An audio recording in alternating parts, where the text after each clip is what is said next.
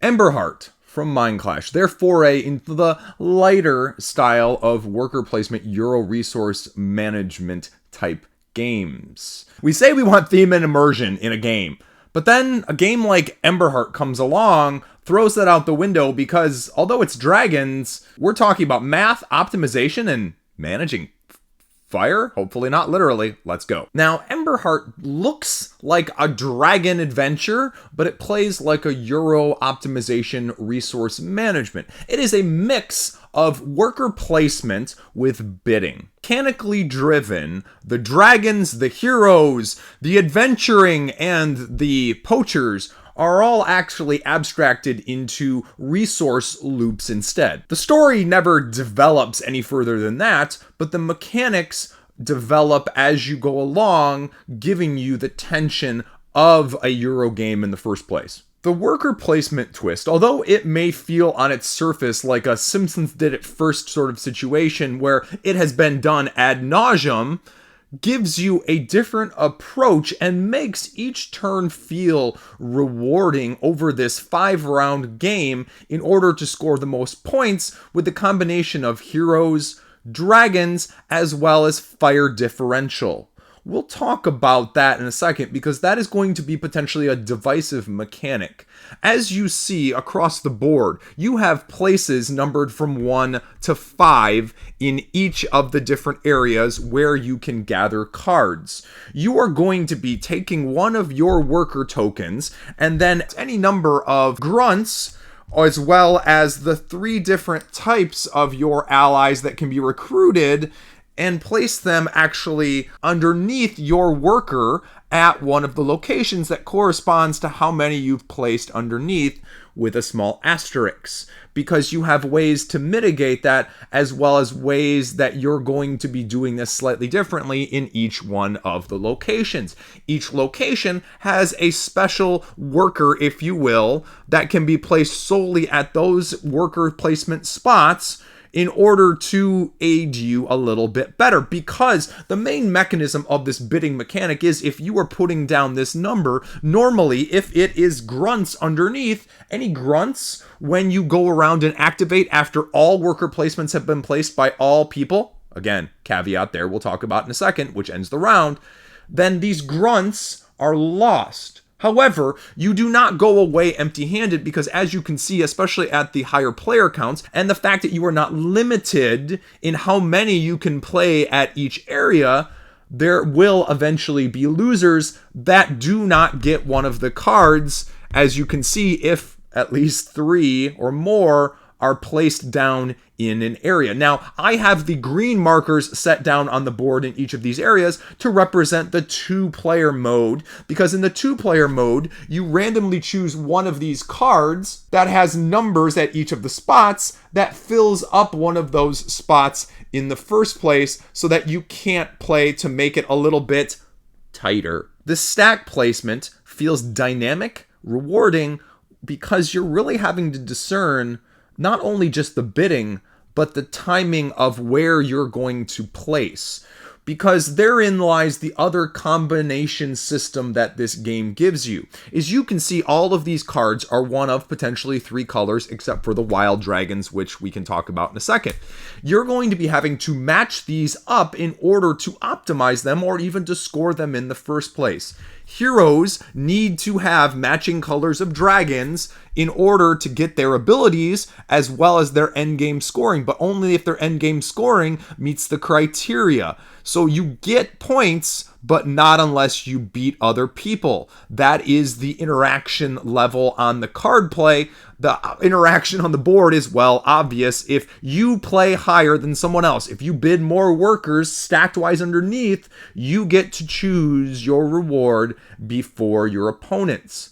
The dragons that are won or acquired similarly give you victory points, but do not actually have to be matched up in order to score victory points. And then they are actually one of the ways that you're going to be having to get endgame scoring from the garrison, as well as dealing with the poachers raiding you at the end of every round. Because many of the negatives in the poachers market, for example, are based off of how many of a certain type of dragon you may have. So, for example, at the end of the round, lose 1 special token, worker, for each green dragon that you have. Now, the other pseudo twist of this game is that many of these cards have flame markers on them to either move your flames up or your flames down. And those flames are corresponding to this tracker up at the top of the board. Everyone at the beginning of the game starts here, and you're going to be slowly spreading out in either direction. And what that matters is at the end of the game, between you and the highest person determines how many points you're getting. So more points lower than higher gets you more victory points at the end. 1, 2, 3, 4, 5, 6, 7 gets me 10 points. 1, 2, 3 only gets me 3. Pink gets 0. Poachers have weakened dragons, less victory points, but they also have the wilds, which will allow you to sync them up with anything. Similarly, that other syncing up that I alluded to happens very commonly with the preserve as well, which requires you to have, again, a dragon of that same color to get the benefit for your individual player board. And your individual player board here is going to give you 3 different tracks that are available to you to optimize. Each of these tracks give you benefits depending on how high up you are, reducing the number of grunts or workers to get an advantage playing at the spot, meaning you have a little dragon meeple here, and once per round you can place it on top one of your tokens, and when you play it at that spot, well, if I only had 2 grunts underneath and I was at this level requiring 2 grunts less, I could actually place it at the 4 count on the map, giving me more availability with less worker options. These give you immediate rewards of armor. Armor allows you to trade in one of your workers for another type, usually a grunt, to one of the upgrades. Then you get flame reduction over here. Subsequently, at the end of the game, however high up you are, gets you that many of victory points. Flip it over, and each dragon has an asymmetric ability for that slightly upgraded and advanced version. Now, if you run out of workers, you can always play one of your tokens into the middle 2 spots here. These spots will allow you to gain 2 extra armor to upgrade, like I said, or 4 grunts, but move your fire to the right. The last element of things is the ambassador's aides at the bottom here, which each give you a power, but do not require you to actually play one of your workers. So it's a little bit high risk, high reward, because you may not be able to play one of your workers, because the timing of the round ends when the last of these 4 happens. So if you run out of workers before they're grabbed, great. However, if these are all grabbed before you've played these, well, so sad, too bad. This gets you the first player marker, allows you to change spots of an already played group. This allows you to get rid of one of the poacher raid negatives. This gives you an armor, and this takes that ever important flame down 2 different levels. Now, all of these piles, except for the garrison down here in the lower right, actually get replenished and completely cleared at the end of the round to avoid stagnation. You have a deck next to each pile that you're slowly throwing out each round to replace them with. The garrison is the only other thing we did not talk about, and basically it gives you increasing victory points as well as an upgrade on one of those tracks if you meet the requirements at the bottom. And you can go there and get one of these anytime you place a worker there at the end of the round to gather it, but you don't get the bonus until you can actually complete the requirements during your turn. Subsequently, the higher one gets revealed so that you can see what is going to be next, and that it is not going to be the same thing over and over again, but a higher cost, higher reward. So what's good about this game? Placement order matters. Your bidding is consequential. The emergent timing puzzle takes a spin away from a traditional worker placement game, especially from someone who does not typically like bidding games in the first place. The Dragon Companions on the player boards, add a little bit of variety that's necessary long term. But also the linking up of these dragons with the heroes versus the preserves gives you something to do every turn and makes it really optimal. Taking what is available to you from a hero standpoint and then subsequently having to build your tableau off of that requires a short-term tactical nature, but a long-term strategic component as well.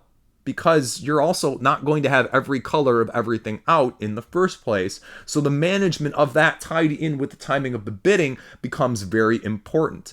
The last element that I did not mention or get into a little bit, which ties directly into the boons and the curses here of this game, is that these grunts are lost, like I mentioned. The special workers played at the locations are not. They come back to you. So as you gradually grow your pool of them, you're going to have more available as a subsequent round by round happens. However, wardens are the other thing that we have to talk about because the warden selection up here at the mountain is different.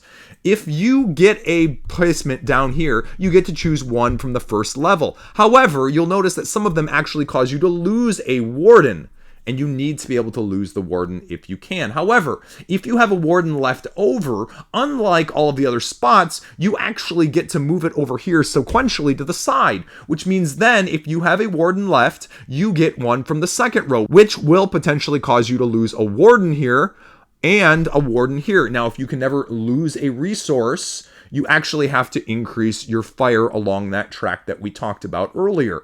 Subsequently, if you make it so that you have extra wardens and make it up to the top of this, you can lose again the warden here and increase one of those stats by 3. Why that's good is you can really stack up the dragons to match the other elements that you're doing with just one worker placement spot in the first place. However, as you can see with the dragons, all is not equal. You can end up with very, very beneficial dragons down here at the bottom for victory points and very low ones up here at the top, which can sometimes mute the benefit to a lesser degree than you may like, especially when you're spending the wardens. At least you know, though, that it's out there in advance. The other dynamic variability for you is this Ambassador Aide.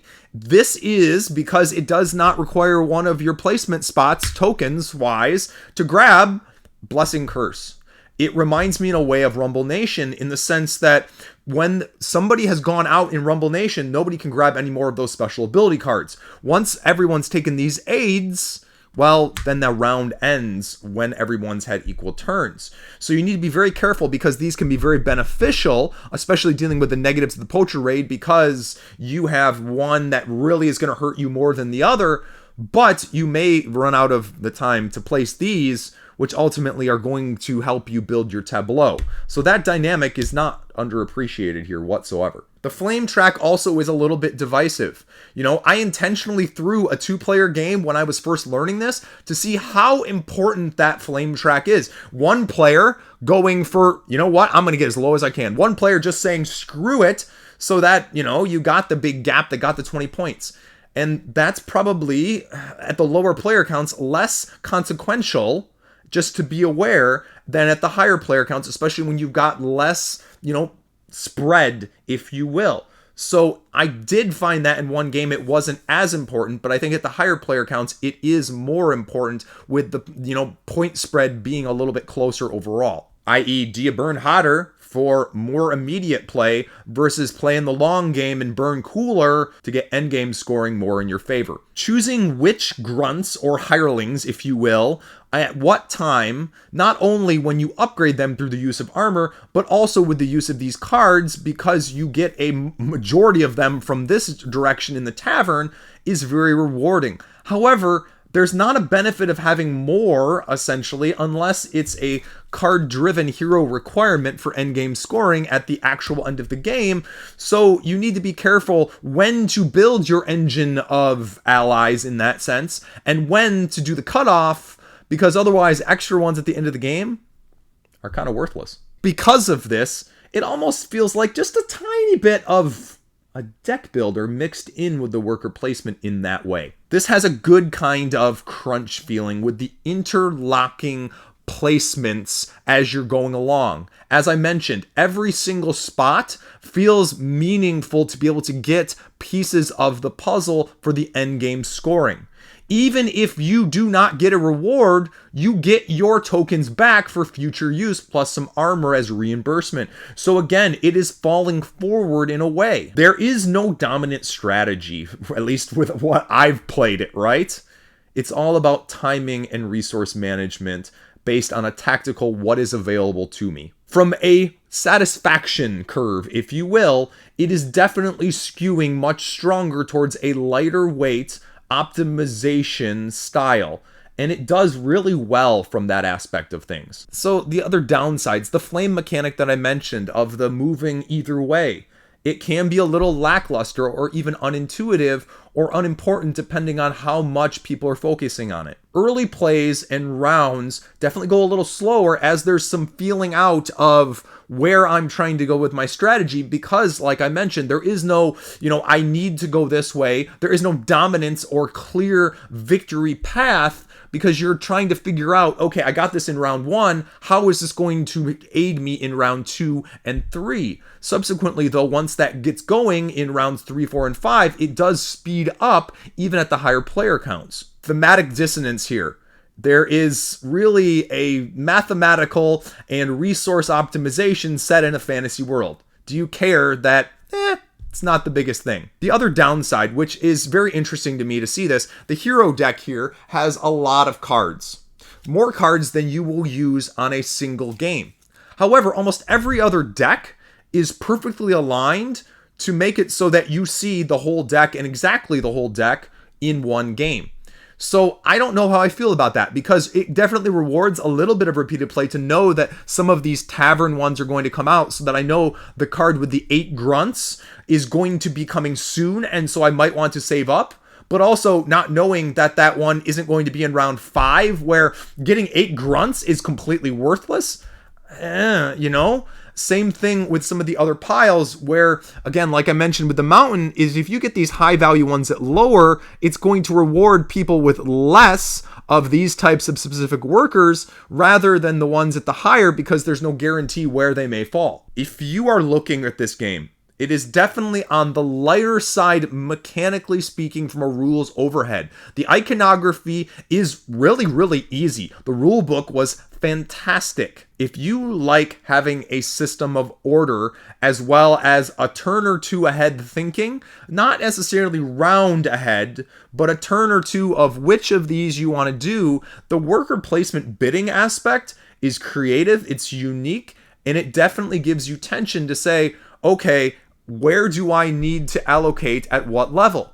And that's probably less true at the 2-player count because you can definitely get away skating wise, especially if this 2-player card puts some of these at the higher elements of things. It blocks the 4s and the 5s at a much lower, which emphasizes less of the grunts and things necessary than it will at the higher player counts where you're going to be stretched thinner just by sheer numbers. Now, who's not going to like this game? I mean, this has a level of interaction, but it is not as super interactive, although I would make the argument for a worker placement with that combination of bidding, it is more than most. Story, fantasy, I mean, it could be anything theme-wise. It's nice, it's attractive with the dragons, but it doesn't necessarily make you feel like you're actually capturing dragons. The combo system is great between the dragons and the heroes, or the dragons and the preserves, but it could be almost anything like peanut butter and jelly. You could be making sandwiches for all I care, and it would still work mechanically. So final thoughts on Emberheart. It doesn't need to be over deluxeified. The gameplay loop itself gives it the depth and the breadth that you're looking for. The way the cards are laid out and played and the dynamics of what is available will give you a different experience every game. It doesn't need overproduction. The gameplay loop sells itself. The flame system, whether you enjoy it thoroughly or not quite as much, in combination with the bidding of the workers and the grunts, makes it unique. Not gimmicky, but a good twist. It's a slightly more modern Euro design hidden in a very fancy dragon-themed shell. It's a game where the theme may get you to get it to the table, but it's the puzzle and the optimization of this that's going to potentially keep it there. And that's Emberheart. Thanks for watching. Stay classy. Peace out.